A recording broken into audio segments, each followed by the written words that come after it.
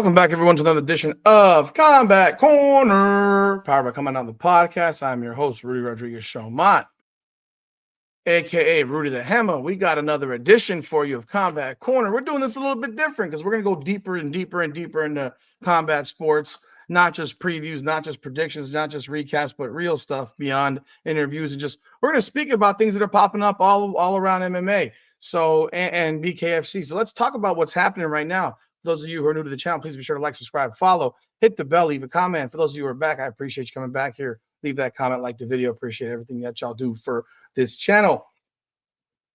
Sean Strickland loses his title shot to Dricus du Plessis. In round 4, he had his nose shattered, broken, blood starts pouring. There's obviously a lot of pain. I mean, I've never had my nose broken, but everyone I know who's had their nose broken says it hurts. It hurts. It hurts. All right. So he's had his nose broken, I'm sure. He's a fighter. It shatters. It literally was sideways, pouring blood. There's an initial shot of pain, I'm sure, that he had to deal with. And then he ran around the cage a little bit, and Dricus was trying to catch him and all that stuff. And he resets his nose. And in that round 4, he actually outlanded Dricus du Plessis after getting his nose broken. Had his nose not been broken, he probably would have won that round, because his nose breaking is what actually made people say, oh my God, Dricus won the round. The biggest shot, it broke his nose. But then and then he finishes the fight, fights round 5. He loses the fight, we all know. But then you have a guy by the name of Luke Rockhold who has an opinion. Let's talk about Luke Rockhold for a second. There was a time where Luke Rockhold was really, really good. He was a champion, if not for a blink, but he was a champion for a second. And kudos to him for being a champion for a quick second. All right. Kudos to him. He won the Strikeforce Championship over Jacare. He defended it against Keith Jardine, defended it again against Tim Kennedy. And then he moves over to the UFC and gets his head kicked off by Vitor Belfort. He has a few wins in a row, including Michael Bisping, Lyoto Machida, and then he beats Chris Weidman to win the UFC middleweight championship. And then in his immediate next fight, gets his head cleaned off by Michael Bisping on short notice. And Luke Rockhold was never the same. He beats Dave Branch, but then loses his next 3 fights to Yoel Romero, getting knocked out, and then having a unanimous decision loss to Paulo Costa. Luke Rockhold then makes a venture into BKFC, where he fights Mike Perry, April 29th of 2023. But before we get there, I want to show you what Luke Rockhold had to say about Sean Strickland, which to me is pretty flippin' whack. If you want the fight, Luke, ask for the fight. Oh, you're not in the UFC. Damn, that's part of the problem, right? But let's show you what Luke Rockhold had to say about Sean Strickland.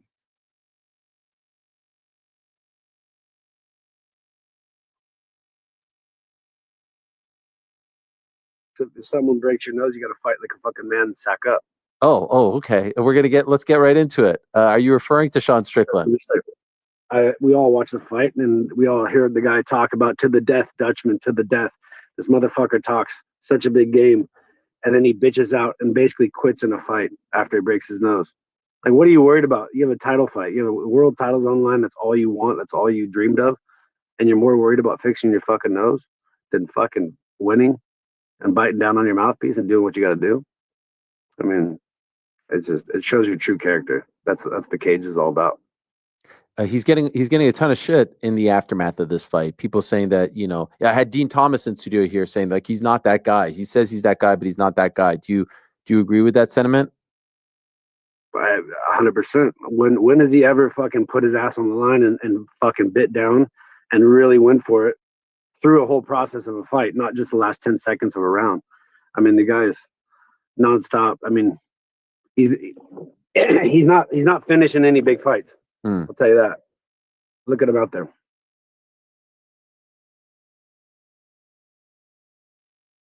All right. So we heard what we got to say from Luke Rockhold. He said what he said.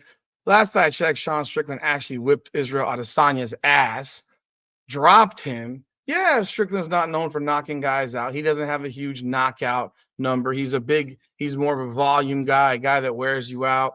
That's typically what happens when it comes with Sean Strickland. But Sean Strickland is 29-7. He's 29-7. Let's compare that to Luke Rockhold, who is in his career 16-6. Luke Rockhold only has 6 knockouts. For a guy that sits here and talks about finishing guys with his hands, he has 8 submissions and 6 knockouts. So he doesn't knock people out really either. But I want to remind Luke Rockhold of his fight against Mike Perry in BKFC. I'm going to show a short clip of it. But let's remember, Mike Perry is 5'9", 5'10". Luke Rockhold's like 6'3".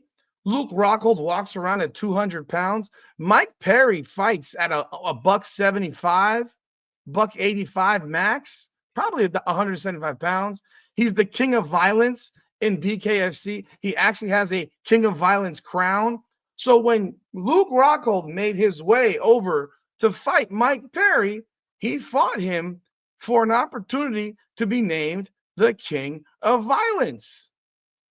He fought to be the king of violence, people. And they fought at light heavyweight, which for BKFC is 185. But that's not Mike Perry's fighting division. Mike Perry is much smaller than Luke Rockhold. Much smaller. Much, much smaller. But I'm going to remind you of what happened in this fight. So take a quick look.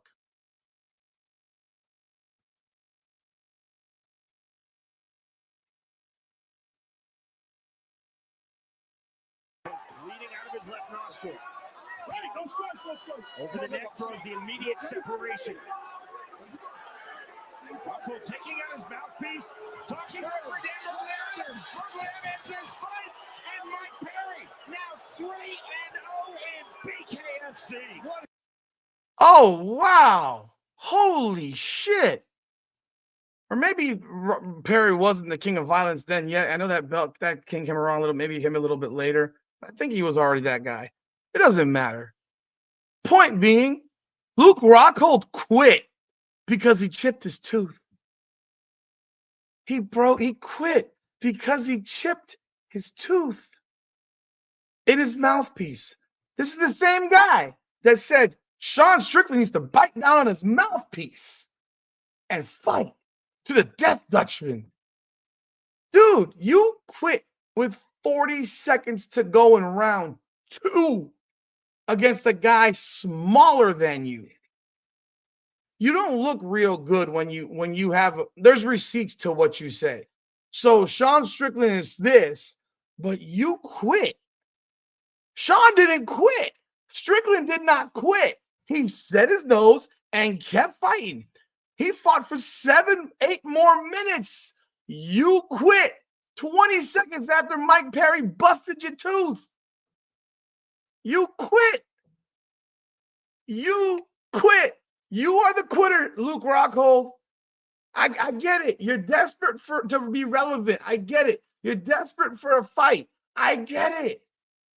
You really want Sean Strickland to say, come on, Dana, sign this guy so I can whoop his ass.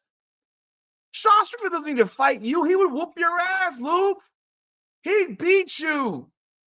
And then what would you have to say? It just sounds cute when you're not in the UFC and you're running your mouth about a guy who just fought for the belt, who does have a win over probably the second most respected middleweight champion of all time in Israel Adesanya, first being Anderson Silva, naturally. Bro, you quit. He didn't quit. And you're sitting here saying this nonsense? Bro, man, bite down on your mouthpiece, tough guy. And I'm not a fighter. I am not a fighter, so I'm not looking for a fight.